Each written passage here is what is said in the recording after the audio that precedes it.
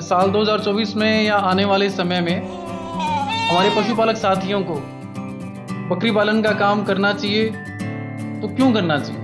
तो south Africa की जो ब्रीड है अफ्रीकन बॉयर, तो उस पर हमने काम करना स्टार्ट किया है।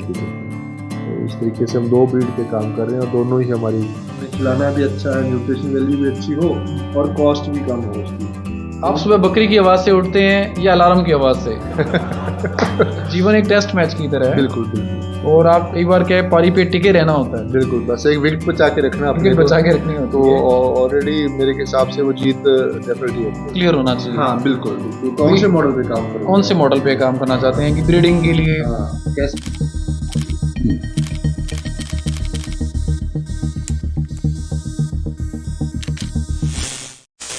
पशुपालन टॉक्स के गोट फार्मिंग सीरीज के आज के इस एपिसोड में आप सभी साथियों का स्वागत है। आज के इस एपिसोड में बातचीत के लिए हमारे साथ होंगे मिस्टर भूपेंद्र सिंह बराड़। मिस्टर भूपेंद्र सिंह बराड़ एक सक्सेसफुल गोट फार्मर तो हैं ही, साथ ही इनकी company Green Pockets goat farming के लिए जरूरी कंसल्टेंसी भी प्रोवाइड करती है। आने वाले समय में जो भी साथी गोट फार्मिंग का बिजनेस करना चाहते हैं या गोट फार्मिंग में दिलचस्पी रखते हैं, आज की इस बातचीत को ध्यान से सुने और ये समझने की कोशिश करें कि बकरी पालन का काम करने के लिए आपको किन किन बातों का ध्यान रखना है और किन किन बातों का आपको पता होना ज़रूरी है। इसलिए वीडियो को लास्ट तक देखें और पूरा देखें। वीडियो के अंत में एक रैपिड फायर राउंड प्ले किया जाएगा। आगे भी गोट फार्मिंग सीरीज पर हम अलग अलग वीडियोस आपके लिए बनाएंगे। आज के इस वीडियो को लाइक करें, शेयर करें और साथ ही अपने फीडबैक और कमेंट्स ज़रूर दें। आपके फीडबैक और कमेंट्स में आने वाले समय में जो भी हम वीडियो तैयार करेंगे उनको हम बेटर तरीके से तैयार कर पाएंगे। हमारे चैनल पशुपालन टॉक्स को सब्सक्राइब करें और बेल आइकन को भी दबाएं। प्रस्तुत है आपके लिए आज का ये एपिसोड।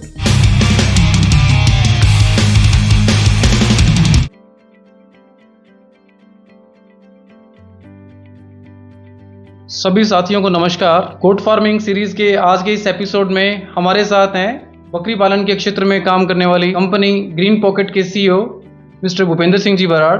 स्वागत है सर आपका।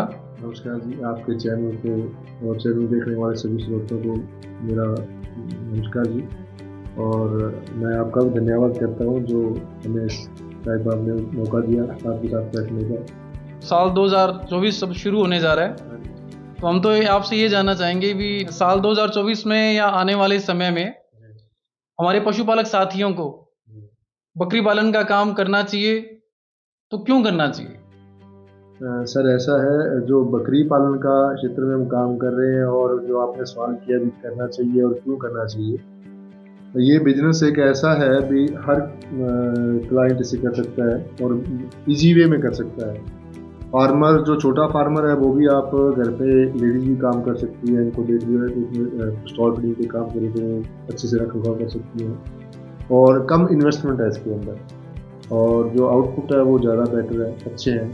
तो छोटे स्केल के ऊपर काम करने वाले व्यक्ति के लिए भी और बड़े वे पे करना चाहे तो वही चीज़ें ईजी है करने के लिए, आपके एफर्ट्स कम लगते हैं, इन्वेस्टमेंट कम है, तो करना चाहिए। और फ्यूचर भी बहुत ब्राइट है इसका, बहुत अच्छा है। मतलब कोई आदमी इसको स्टार्ट करता है तो अभी शुरुआत है इस लाइन के अंदर, लोग अभी बहुत सारा काम कर रहे हैं और होने वाला बहुत बाकी है अभी। तो मैं तो कहूँगा अभी 2024 क्या 2024 से पहले भी शुरू करना चाहिए। अब तो क्या सर 2024 में तो हम एंटर कर ही चुके हैं। बकरी पालन का काम है, इसमें जो मार्केट है या बाजार की आने वाले समय में क्या सिनेरियो आपको लगता है?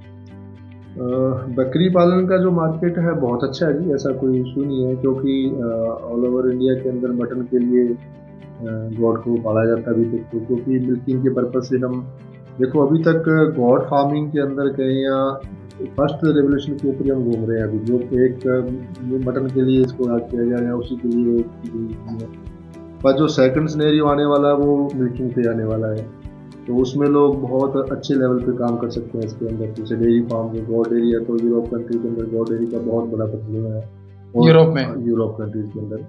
और दूध की जो क्वालिटी वाइज बात करें, माँ के दूध के बाद बच्चे अगर कोई दूध डाइजेस्ट होता है तो वो बकरी का ही बच्चे रिकमेंड करते हैं। तो बिल्कुल बहुत अच्छा मार्केट है, मार्केट में कोई इशू नहीं है। आज का बाजार भी बहुत अच्छा और आने वाले टाइम में रिक्वायरमेंट बढ़ रही है, हर रोज़ पॉपुलेशन इतनी बढ़ रही है और गॉड की पॉपुलेशन उतनी तेज़ी से नहीं बढ़ रही जितनी अपनी बात करें तो बहुत अच्छा मार्केट है। बकरी पालन का जो डेयरी क्षेत्र के अंदर अगर हम संभावनाएं देखें तो हमने पिछले वीडियो में भी डिस्कस किया था। पिछली वीडियो में हमने बकरी पालन से और जुड़ी हुई जो तमाम जो संभावनाएं हैं बिजनेस की, मार्केट की, उसमें हमने बहुत डिटेल में डिस्कशन किया है। तो आपको उसका जो लिंक आई बटन में मिल जाएगा। तो चाहें तो हमारे साथी पशुपालक साथी बकरी पालन के जो क्षेत्र में जो संभावनाएं हैं मार्केट की, उस वीडियो को भी सुन सकते हैं। जैसा कि आपने सही फरमाया, डेयरी के क्षेत्र में बहुत अभी स्कोप है, मटन की तो काम हो ही रहा है। और यूरोप में जैसा हम लोग थोड़ा देखते भी हैं कि यूरोप में जो डेयरी में बकरी पालन पे जो डेयरी गोट फार्मिंग पे चल रही है, उनकी ऑन एवरेज जो मिल्क यील्ड है वो 3 लीटर से अब भी है। सभी गोट जो उनके पास है पर डे का 3 लीटर से, वो 3 से है, 4 से है, 5 से है, और अलग अलग ब्रीड के ऊपर है। तो 3 लीटर तो अपने इंडिया में भी है गोट्स अपने 3 लीटर देने वाली। वो बात अलग है, अभी तक उस चीज़ पे काम नहीं किया गया, काम होना बाकी है। तो वो लोग, अच्छे लोग आएंगे, जुड़ेंगे तो वो हो जाएगा, कोई इतना मुश्किल काम नहीं होगा। लेकिन जो एवरेज जो यील्ड है इंडियन कंडीशंस में गोट की अभी कम है, काफ़ी कम अभी किया जाना बाकी है। 1 लीटर 1.5 लीटर के हिसाब से बात कर रहे हैं इंडिया की बात करें तो हालांकि हमारे पास ब्रीड ऐसी है इंडिया के अंदर, बहुत अच्छी ब्रीड है। जैसे पंजाब की बीटल ले लो, बड़ी ब्रीड है और मिल्किंग के लिए बहुत अच्छी ब्रीड है। तो इनमें काम किया जाए तो बहुत, एक्चुअली इनकी सिलेक्शन करनी बाकी है। बहुत अच्छे जीन्स भी हैं अभी तो जो 4 लीटर तक, मैंने खुद 4 लीटर और 5 लीटर तो गढ़वासु यूनिवर्सिटी लुधियाना के अंदर 5 लीटर 200 ग्राम की एवरेज हमने ली है बीटल से। तो वो पूरा रिकॉर्ड पड़ा वहाँ पे 5 लीटर 200 ग्राम का उसका। और बहुत बड़ी बकरी नहीं है, कोई वो एक मीडियम बकरी है, कुछ दे रही है। ऐसे जीन्स हैं हमारे पास, आइडेंटिफाई करना जरूरी है। तो जब हम काम करेंगे इसके ऊपर, लोग आएंगे ब्रीडिंग पे, तो वो जरूर सर्वाइव करेंगे। पूरे वर्ल्ड में गोट फार्मिंग के द्वारा जो डेयरी सेक्टर में जो योगदान है, बकरी पालन का जो दूध में योगदान है, वो पूरी दुनिया में हमारा इंडिया टॉप पर है। करीब 33.6% के आसपास इसका कंट्रीब्यूशन है पूरे वर्ल्ड में। गोट फार्मिंग करने के लिए ऐसी कौन सी बेसिक बातें हैं या कोई पॉइंट्स हैं जिनका ध्यान हमारे जो पशुपालक साथी हैं या इस बिजनेस में जो लोग उतरना चाहते हैं या जो ऑलरेडी कर रहे हैं उनको रखना चाहिए? एक बेसिक बातें। डॉक्टर साहब, आपने ये जो सवाल किया बहुत अच्छा सवाल है। ये जो फार्मर ऑलरेडी, जो गोट फार्मिंग में काम लोग बहुत अग्रेसिव हो कर रहे हैं। अग्रेसिव होना उनका कोई ज़रूरी नहीं है मेरे हिसाब से, उनका समझदार होना ज़रूरी है। कोई भी बिजनेस अपने करते हैं तो उसकी हर चीज़ अपने को देखनी चाहिए। और बेसिक मैं टिप्स की बात करूं तो सबसे पहले आपको गोट बिजनेस के बारे में पता होना चाहिए कि आप किस सेक्टर में काम करने जा रहे हो। आप दूध की मार्केट को अचीव करना चाह रहे हो, आप मटन के लिए करना चाह रहे हो, या आप ब्रीडिंग के लिए करना चाह रहे हो। तो आपको ये 3 अगर 4 पहलू इसके अंदर है गोट फार्मिंग के अंदर। तो अगर आप किसी एक सिनेरियो पे काम करते हो, एक मॉडल पे काम करते हो, तो उसकी स्टडी आपको करनी जरूरी है कि मैं इस मॉडल पे काम कर रहा हूँ, मेरे को कौन सी ब्रीड इसके अंदर मैं डालूँ और वो उस ब्रीड का इनपुट आउटपुट क्या रहेगा मेरे पास। तो ये छोटी छोटी चीज़ें अगर फार्मर्स को अच्छे तरीके से स्टडी करे, पेन और कॉपी लेके, तो वो ज़्यादा सक्सेस होने की संभावना है। क्योंकि अभी जो हमने पिछले 5 साल से 6 साल से मैं देख रहा हूँ तो 90% फार्मर फेल हो रहे हैं इसके अंदर। और फार्मिंग स्टॉल फीडिंग के अंदर, स्टॉल फीडिंग, हाँ, ग्रेजिंग के अंदर कोई प्रॉब्लम नहीं है, स्टॉल फीडिंग के अंदर फेल हो रहे हैं। उनका जो रीज़न रह रहा है वो ये है कि उन लोगों की बिल्कुल भी स्टडी नहीं है, वर्किंग नहीं है बिल्कुल भी। हाँ, उनको एक ऐसा मतलब माहौल मिला हुआ बाजार के अंदर कि गोट फार्मिंग करो, बहुत अच्छा है, तो गोट वो परचेज करके लाते हैं। उनको डालना क्या है, उनका नेचर कैसा है, ये चीज़ें उनको पता नहीं है। फिर वो डालना क्या है अगर पता है तो वो बहुत कॉस्टली है, वो डालते हैं उसको।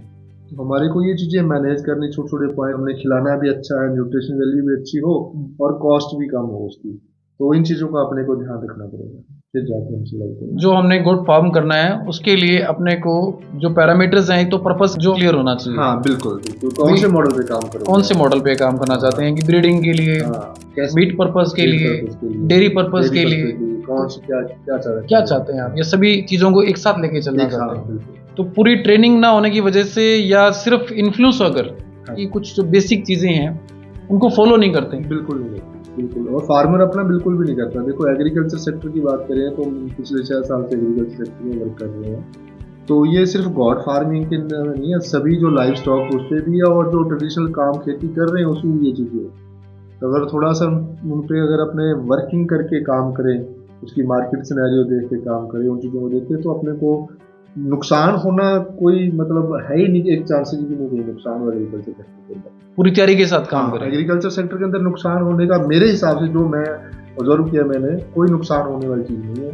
बट ठीक है, हमारी एजुकेशन को आप देख लो, चाहे या उस फार्मर की मतलब अवेयरनेस नहीं है या वो एक्सपोजर नहीं है उस बंदे को जो कर रहा है, तो वो या सही डायरेक्शन नहीं मिलती है डायरेक्शन सही नहीं मिल रही, और वो बस एक पुराने तरीके से कह लो उन चीज़ों से वो लगा।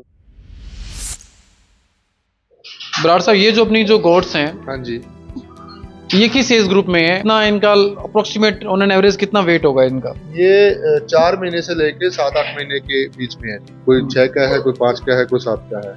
और बॉडी वेट इनका जो 30 केजी से लेके 40 केजी तक है। कोई 35 किलो, कोई 30 किलो, कोई मतलब ऐसे 32 किलो, कोई 40 किलो।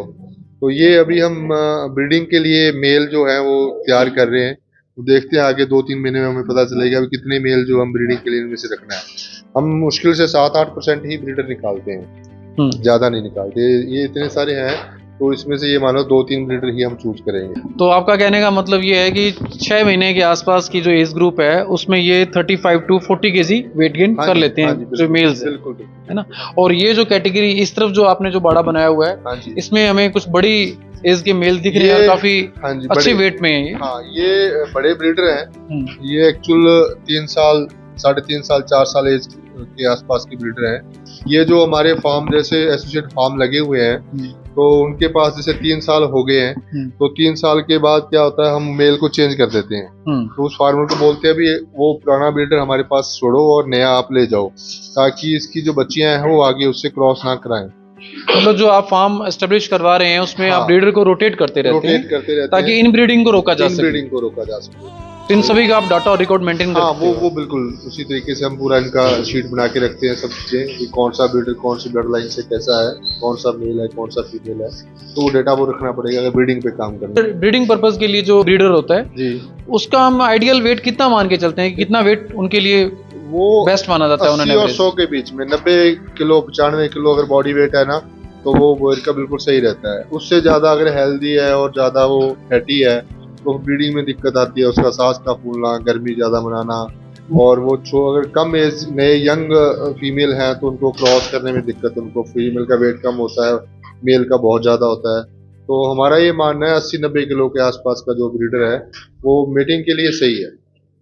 मतलब उसको हम ये मान सकते हैं भी अगर ओवरवेट है तो भी मीटिंग पॉइंट ऑफ व्यू से और खुद के ब्रीडर की हेल्थ के लिए भी अच्छा नहीं है। ठीक है। अब जैसे ये आप देखो, ये हमारे ज्यादा बड़े हैं, ये अब कोई 1 साल का है, अभी कोई 14 महीने का है, कोई अभी 10 महीने का, 8 महीने का है, उस सेक्शन से ये बड़े हैं। तो इसमें ये हमारे मतलब इसमें हमने 3 आइडेंटिफाई किए हुए हैं जो ब्रीडर निकलेंगे, बाकी को हम ब्रीडर नहीं निकालेंगे। तो मतलब एज ग्रुप के हिसाब से हम इसको, अब ये यंग ब्रीडर हैं तो नए फार्मों पे जाना स्टार्ट कर देंगे, ये यंग ब्रीडर हम देना स्टार्ट कर देंगे। तो आप जैसे इनका जो वेट होता है उसका कैसे चेक एंड बैलेंस कैसे करते हैं कि वेट ओवर वेट भी नहीं हो और बैलेंस रहे? क्योंकि डाइट तो सबको एक जैसी मिलती है। हाँ, डाइट एक जैसी मिलती है, पर अगर हमें लगता है कोई ज्यादा फैटी हो रहा है या ज्यादा वेट गेन कर रहा है तो उनको कंट्रोल करना पड़ता है थोड़ा सा। तो इनके सेक्शन अलग कर देते हैं हम।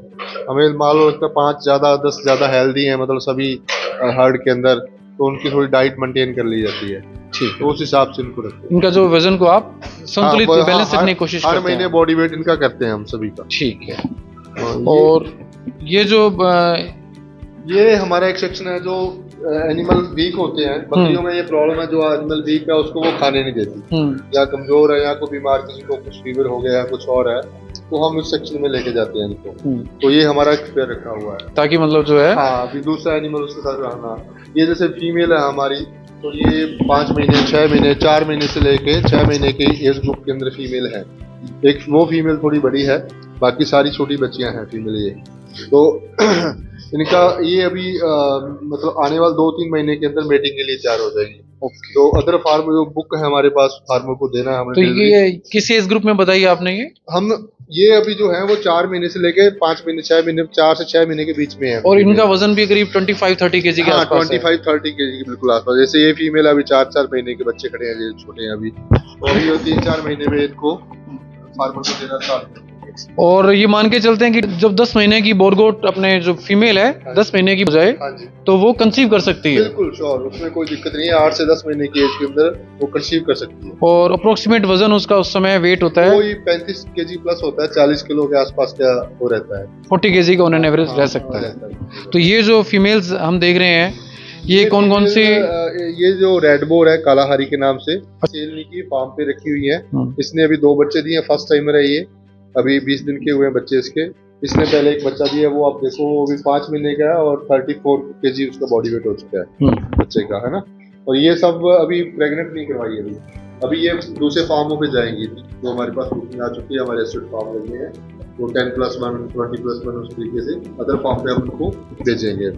तो ये हमारी डिलीवरी के लिए तैयार हो रही है। पशुपालक साथी सब ध्यान दें, सभी गोट्स की टैगिंग है और टैग्स के थ्रू इन सभी गोट्स का डाटा मेंटेन रहता है, इनके वैक्सीनेशन का, इनकी एज का, इनकी डाइट और न्यूट्रिशन का।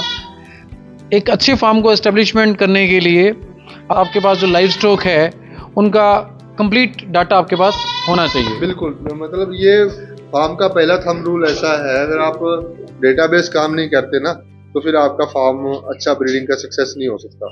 तो ये आपको मेंटेन करना ही पड़ेगा, आपके कब डीवर्मिंग हुई है, कौन सी फीमेल कौन सा मेल ने मेटिंग हुई है। तो ये एक रिकॉर्ड मेंटेन फार्म पे करोगे तो ही वो सक्सेस पे अपने हो सकेगा। तो ये जो अपने देख रहे हैं बीटल, ये फीमेल्स हैं। हाँ, बीटल की फीमेल है ये।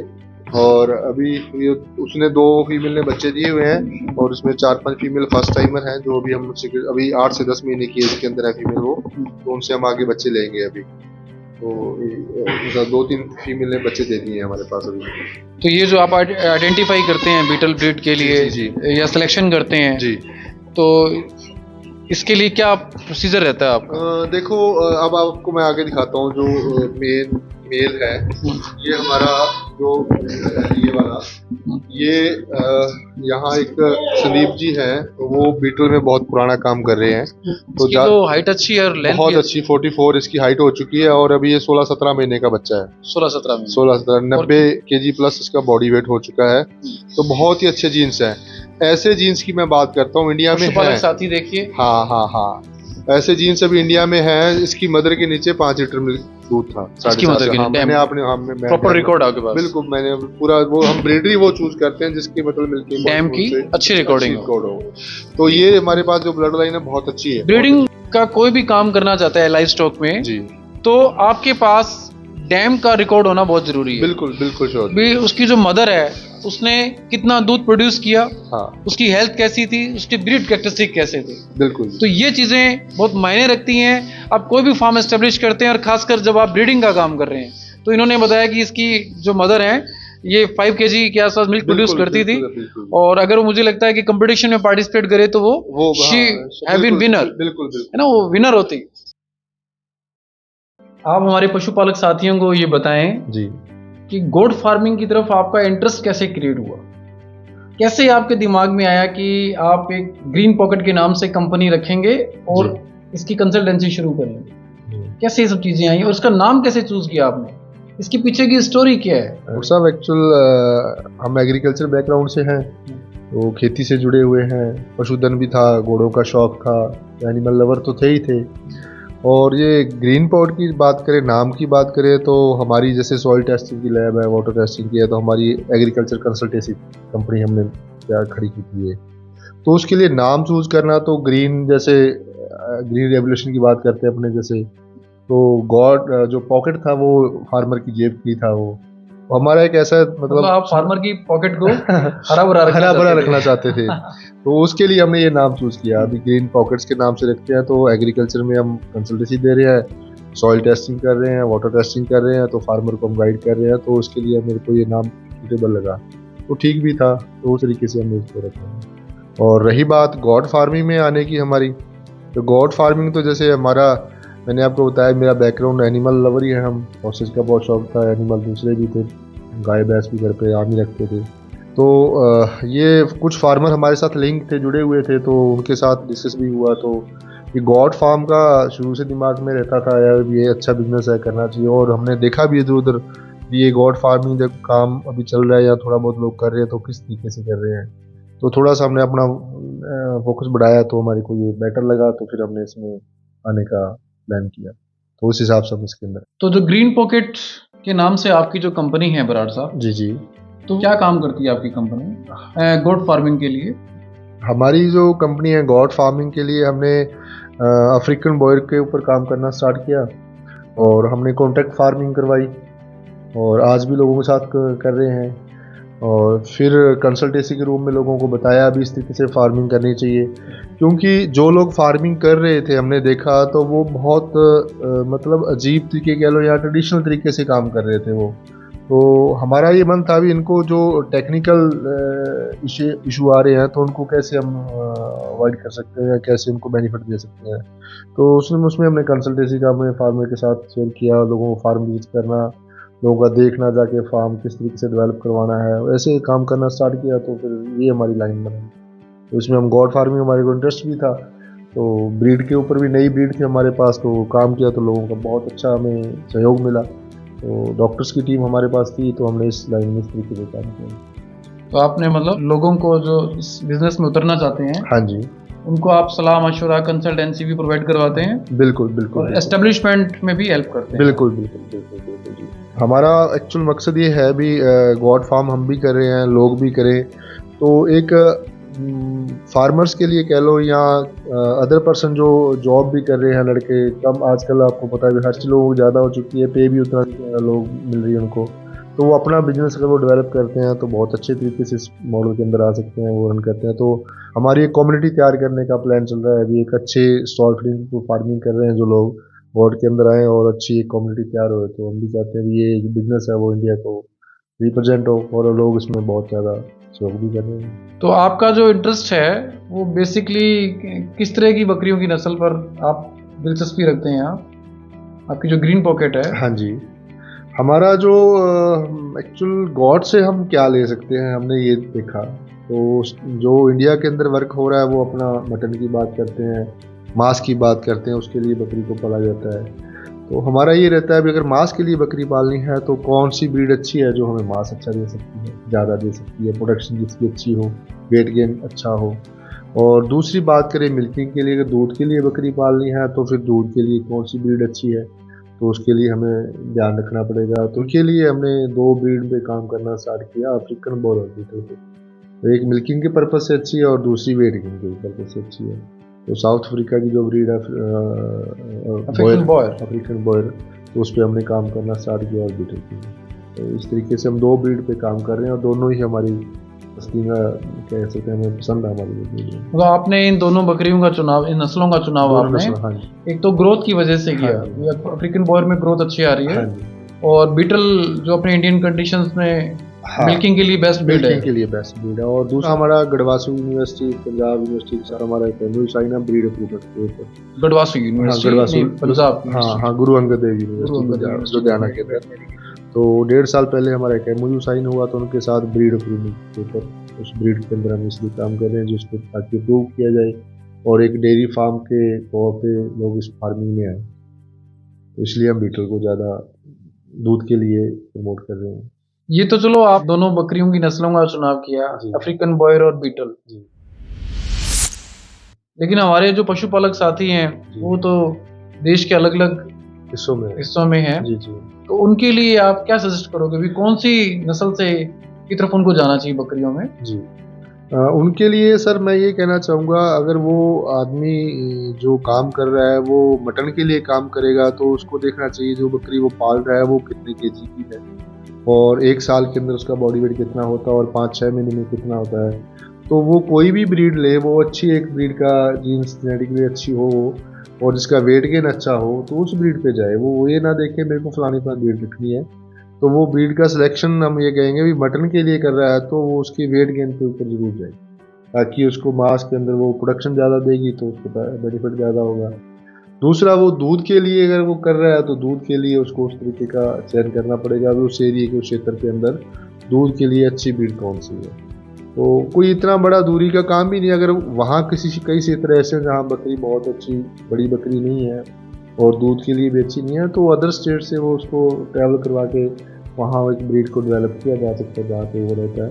अगर वो ऐसे एफर्ट्स लोग करेंगे तो मेरे हिसाब से एक और अच्छा इम्प्रूवमेंट होगा गॉड फार्मिंग के अंदर। इसमें थोड़ा ये भी ऐड करना चाहेंगे, आपका अच्छा पॉइंट है भाई, जो फार्मर्स हैं जो साथी इसमें गुड फार्मिंग में आना जी चाहते हैं, जी जी वो ग्रोथ को तो देखें, बिल्कुल। ग्रोथ कितनी कर रही है और डेयरी पर्पस में वो ब्रीड कहाँ स्टैंड करती है। कहाँ स्टैंड लेकिन इसमें थोड़ा हम ऐड करना चाहेंगे कि उस फार्मर को अपने एरिया की मार्केट भी ऑब्जर्व करनी चाहिए। हाँ बिल्कुल जी।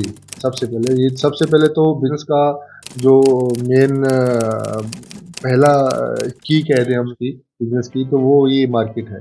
तो मार्केट को ज़रूर ऑब्जर्व करें, वहाँ पे मार्केट किस तरीके का है, कौन सा ज़्यादा वहाँ पे लोग पसंद करते हैं, मटन को ले लो या उसको बकरी को ले लो, कौन सी ब्रीड पे ज़्यादा लोग ध्यान दे रहे हैं, तो वो भी उसको देखना पड़ेगा। क्योंकि अगर आप किसी भी पर्पस के लिए लें बकरी को, चाहे मीट पर्पस हो चाहे मिल्किंग पर्पस हो, मिल्किंग पर्पस, और दोनों पर्पस पर अगर हम काम करते हैं तो ब्रीड है उसमें मैटर करती है। बिल्कुल बिल्कुल। जो आप इन दोनों पर्पस पे काम करेंगे तो ब्रीडिंग पे भी काम करेंगे, हाँ और ब्रीडिंग पे जब काम करेंगे तो हमें आसपास की मार्केट और उसका कमर्शियल जो वायबिलिटी है उसका हमें आइडिया रहना, उसका एक अंदाज़ा रहना ज़रूरी होता है। जी, वो सरकारी संस्थान में किसी में जाए, आजकल बहुत गवर्नमेंट भी जो है वो अच्छे स्केल पे वर्क कर रही है और फैसिलिटीज़ भी फार्मर को प्रोवाइड करवा रहे हैं। तो किसी भी अच्छी संस्था के पास जाएं, वो जहाँ पे उनकी है तो वो उनको गाइड करेंगे। ऐसा कुछ नहीं है, घर से थोड़ा निकलना पड़ेगा, फार्मर को थोड़े एफर्ट करने पड़ेंगे, तो चीज़ें मिलेंगी उनको अच्छी। अगर आप अच्छी जगह से ट्रेनिंग लेंगे, खासकर जो एनिमल हस्बेंड्री पशुपालन के जो एक्सपर्ट्स हैं, डॉक्टर्स हैं, हाँ जी, और अच्छी गाइडेंस में अगर आप आगे मूव करेंगे तो अपने आप को अच्छे तरीके से एस्टेब्लिश भी करेंगे, और जो नेगेटिव चीज़ें हैं उनको धीरे धीरे आप कम करते जाएंगे। हाँ बिल्कुल श्योर। आप एक सक्सेसफुल गोट फार्मिंग की तरफ मूव हो सकते हैं। और एक्चुअल सर डॉक्टर साहब, गॉड फार्मिंग के अंदर ना थोड़ा पेशेंस भी आपको काम में रखना पड़ता है। 2 से 3 साल लगते हैं आपको स्टेबल होने में, तो तब तक आप अपना सेम बना के रखें, 2-3 साल उसमें लगे रहें, कोई कमी पेशी आती है तो वो निकालते रहें, तो 2-3 साल के बाद आप एक अच्छे मुकाम पे पहुंच जाओगे। ये हमारा दावा है इस चीज़ के अंदर, ये हमने प्रैक्टिकल किए हुए हैं। ये चीज़ तो हमने भी महसूस की है हाँ, सर, कि जो हम कभी कहते भी हैं, जीवन एक टेस्ट मैच की तरह है। बिल्कुल बिल्कुल और आप कई बार क्या है, पारी पे टिके रहना होता है, बिल्कुल। बस एक विकेट बचा के रखना, अपने विकेट बचा के रखनी होती तो है। ऑलरेडी मेरे हिसाब से वो जीत डेफिनेटली होती है उससे। अगर सही डायरेक्शन में हाँ, चलेंगे हाँ। और अपने पेशेंस के साथ, पेशेंस के साथ बिल्कुल। बहुत अच्छी बात वो जो बताई इतना एक्सपीरियंस गेन करता है, जब किसी भी फार्मर ने, मेरा प्रैक्टिकल ये मानना है, खुद का एक्सपीरियंस है, अभी जिस बंदे ने 3 साल फार्म को रन कर लिया, 2.5 से 3 साल, उसका फार्म जिंदगी भर बंद नहीं होगा। 3 साल तक अगर वो सस्टेन कर जाता है तो उसका काफी फार्म चीजें खुद भी सीखता है। बहुत सारी चीजें क्लियर हो जाएंगे। तो जिस ब्रीड की हम बात कर रहे हैं, तो वो ब्रीड भी उसके घर पे होगी। क्या योजना है आपकी फ्यूचर में, क्या प्लानिंग्स हैं आपकी? फ्यूचर की प्लानिंग डॉक्टर साहब, हम तो कंसल्टेंसी तो हम फार्मर को दे ही रहे हैं। फार्मर की हेल्प तो हर तरीके से करना ही चाहते हैं हम। इस सेक्टर के अंदर ज़्यादा से ज़्यादा लोग आए और लोग ज़्यादा से सक्सेस भी ज़्यादा लोग हों, हमारा मेन मकसद तो यही है। तो किसी तरीके की हेल्प चाहिए किसी भाई को, तो हम उनको फार्मर को करने के लिए तैयार बैठे हैं। और दूसरा, हम अभी 500 गॉड का फार्म डाल रहे हैं, जो हम डेयरी के पर्पज़ से प्लान कर रहे हैं। इंडिया के अंदर जो अच्छी ब्रीड्स है उसके ऊपर वर्क करेंगे। 500 गॉड का। तो कौन से ब्रीड के लिए काम करना चाहते हैं? एक्चुअल हमारा मेन बीटल के ऊपर काम करेंगे, कुछ सिरोही के ऊपर करेंगे। तो हम देखेंगे मिल्किंग के लिए हमारे लिए कौन सी ब्रीड अच्छी रहती है, क्योंकि अभी तक मिल्किंग में काम नहीं हुआ दूध के अंदर, डेयरी फार्म के अंदर। तो हमारा अभी तक इंडिया में कोई सस्टेनेबल मॉडल नहीं है जो डेयरी फार्म के अंदर है, गॉड डेयरी में। आप गोट्स के जो डेयरी पार्ट है, हाँ, जो मिल्किंग का पार्ट है, मिल्किंग का, उस पे काम करना चाहते हैं। हम उस पे काम करने जा रहे हैं जी, और बिल्कुल करेंगे। और ये काम इसलिए है, हमारी खुद का भी शौक और नीड है इस चीज़ को डेवलप करना। और हमारे फार्म अगर हम उस पर सस्टेन करते हैं और डेवलप करते हैं, और हम चाहेंगे भी उस फार्म को देख के और भी लोग इंस्पायर हों और भी लोग इसमें ज़्यादा सक्सेस और आएँ। और अगर हम मिल्किंग के अंदर इसको सक्सेस करते हैं और अच्छे स्केल पे ले जाते हैं, तो गॉड का एक नया रेवोल्यूशन मानो आप गॉड फार्मिंग के अंदर। और ये बहुत ही प्रॉफिटेबल धंधा होगा गॉड फार्मिंग के अंदर। मतलब जो मांस के लिए आज तक काम किया जा रहा था, जब डेयरी सेक्टर में हम जाएंगे तो ये उससे भी ज़्यादा प्रॉफिट वाला काम है। तो हमारा प्लान वो डेयरी सेक्टर के अंदर काम करने का है। तो अभी हम 4-5 महीने के अंदर तो डेयरी सेक्टर का प्लान आपके मन में कैसे है, क्या क्या सोचा आपने कि डेयरी सेक्टर में मूव करना चाहिए? जैसे वो पिछले 5-6 साल से फार्मिंग कर रहे हैं तो देख रहे हैं अभी गॉड के अंदर क्या क्या हो सकता है। जैसे यूनिवर्सिटी के साथ हमारा एक टाई अप है, तो बाहर के लोगों के साथ भी मेरा कुछ टाई अप मान लो, या उनसे मेरे लिंक हैं लोगों से। और स्पेन में जैसे मैं बात करूं तो बात होती रहती है मेरी, तो वो लोग डेयरी पे काम कर रहे हैं, तो डेयरी के अंदर उनको बहुत अच्छा प्रॉफिट मिल रहा है और बहुत सक्सेस है डेयरी फार्म जो है। और डेयरी फार्म के अंदर आप स्टडी भी करोगे, गूगल भी करोगे, तो आपको बहुत सारी डेयरी फार्म ऐसे मिल जाएंगे जिसपे 1000 गॉट 2000 गॉट ऐसे हैं जो मिल्किंग के लिए रखी गई हैं। और न्यूट्रिशन वैल्यू की मैं बात करूं तो जो गॉड का दूध है वो न्यूट्रिशन के पर्पज से बहुत ज़्यादा अच्छा है ऑल ओवर वर्ल्ड की बात करें। दूसरा कॉस्टली भी है, काउ बफेलो से 3 टाइम ज़्यादा महंगा है, वो 3 टाइम ज़्यादा महंगा कॉस्टली है।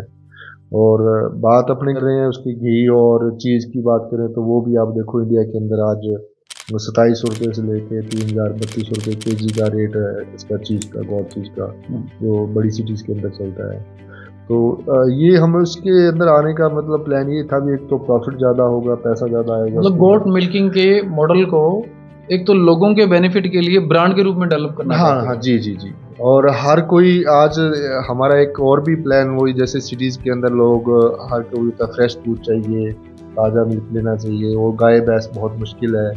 तो हम ये चाहते हैं हमारे पास 3 से 5 लीटर 4 लीटर वाली एक बकरी हो, तो फार्मर को हम दे सकते हैं, वो एक बकरी अपने घर पे आराम से रख सकता है और उसका ड्राई मैटर पे काम करे, वो सूखा चारा भी आराम से रख सकता है। मतलब शहरों में जो लोग शहरों में सिटीज़ में कह लो, या कोई गांव के अंदर भी आज लोगों ने पशुपालन का काम बहुत कम कर रखा है और डेयरी के अंदर ही ज़्यादा लोग आए हैं, बाकी इंडिविजुअल लोगों ने बंद कर दिए हैं। तो इसकी टेक केयर करना भी ईजी है, बहुत बड़ा एनिमल नहीं है, ये छोटा है, तो थोड़ा सा खाने से ही थोड़ी चीज़ें उनमें वो सर्वाइव कर लेती है, कोई दिक्कत वाली बात नहीं है। और आपको 3-4 लीटर दूध मिल रहा है तो आपके लिए मेरे हिसाब से इनफ है। और बच्चों के लिए वो बहुत बहुत अच्छा है, बच्चों की न्यूट्रिशन वैल्यू के हिसाब से दें तो वो बहुत बढ़िया रहेगा, फैमिली पूरी हेल्दी रहेगी। तो हमारे ये छोटे छोटे प्लान हैं, हम देखते हैं, तो कोशिश कर रहे हैं अभी। खैर ये आपका जो विज़न तो अच्छी है, अभी गोट फार्मिंग को मिल्क के साथ भी हम कनेक्ट करें। जी जी। और जो मिल्किंग की जो नेक्स्ट फेज़ है गोट फार्मिंग से जुड़ी हुई, जी, इसको एक्सप्लोर भी किया जाए, और तभी शायद जो हमारी जो अलग अलग पशुओं की जो नस्लें हैं जी, तभी वो बेटर तरीके से सर्वाइव कर सकते हैं। आपके साथ हम अब एक रैपिड फायर राउंड प्ले करने जा रहे हैं। रैपिड फायर राउंड में आपने जो प्रश्नों का उत्तर जल्दी जल्दी देना है। ठीक है। तो आप ये बताएं कि आपको गोट फार्मिंग के लिए आपकी फेवरेट जो ब्रीड है बकरियों की वो कौन सी है? बॉयर जी, अफ्रीकन बॉयर। अफ्रीकन बॉयर आपकी फेवरेट ब्रीड है। आप सुबह बकरी की आवाज़ से उठते हैं या अलार्म की आवाज़ से? ये तो बड़ा मुश्किल है डॉक्टर साहब बताना, मैं कैसे उठता हूँ, तो इसका जवाब मैं दे नहीं पाऊंगा आपको। नहीं, चलो हम समझ गए हैं, आप इसका जवाब नहीं देना चाहते हैं जी।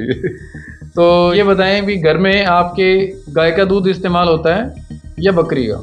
नहीं सर, हम बकरी का दूध ही पीते हैं और न्यूट्रिशन के हिसाब से भी हम उसको ही यस कहते हैं सबको, और हमारे घर पे बकरी का दूध ही होता है जी। वेरी। हाँ जी। आप बकरी पालन के लिए इतना ज़्यादा बिजी रहते हैं, है ना, गोट फार्मिंग एस्टेब्लिशमेंट के लिए, कंसल्टेंसी के लिए, तो रात को भी सपने में बकरियां आती होंगी?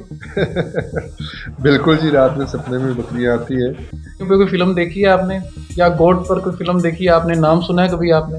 नहीं सर, अभी तक तो ऐसा नहीं है, अगर आएगी तो देखेंगे जरूर उसको।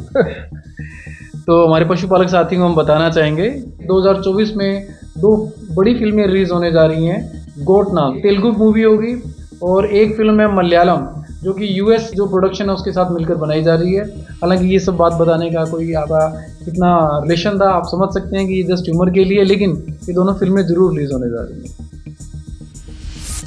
हम जैसे हर एपिसोड में क्विज ऑर्गेनाइज करते हैं, तो आपके लिए भी प्रश्न है कि जो बॉयर जो ब्रीड है गोट्स की, वो दुनिया के किस देश से उसका नाता है, कहाँ से उसका ओरिजिन हुआ, किस देश से नाता है। और जो नेक्स्ट क्वेश्चन आपके लिए होगा कि जो बीटल जो नस्ल है बकरियों की, हमारे देश के किस राज्य से, किस स्टेट से वो संबंध रखती है। इन दोनों प्रश्नों के उत्तर आप हमारी वेबसाइट पशुपालन टॉक्स की क्विज कैटेगरी में जाके दे सकते हैं। जो भी साथी इसका सही उत्तर देंगे उनका नाम हम अगले जो नेक्स्ट एपिसोड है उसमें ज़रूर अनाउंस करेंगे, और चाहें तो इसका उत्तर आप जो हमारे जो आज का जो वीडियो है आप कमेंट सेक्शन में जाके ज़रूर जवाब दें, अपना फीडबैक दें, लाइक और शेयर करें वीडियो को। फीडबैक बहुत इंपॉर्टेंट है साथियों, एक वीडियो को बनाने बहुत सी मेहनत लगती है, बहुत सा समय लगता है। अगर आप फीडबैक देते हैं तो हम आने वाले टाइम में जो भी वीडियो बनेंगे, एपिसोड्स बनेंगे, हम गोट फार्मिंग सीरीज़ पे काम कर ही रहे हैं, तो उन एपिसोड्स को और बेटर तरीके से हम प्रिपेयर कर पाएंगे, तैयार कर पाएंगे।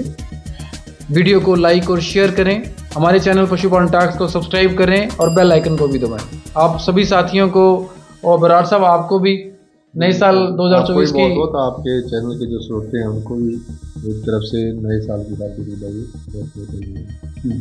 तो नए साल की सभी को शुभकामनाएं। जो नया साल है आपके लिए, हमारे देश के लिए मंगलमय हो।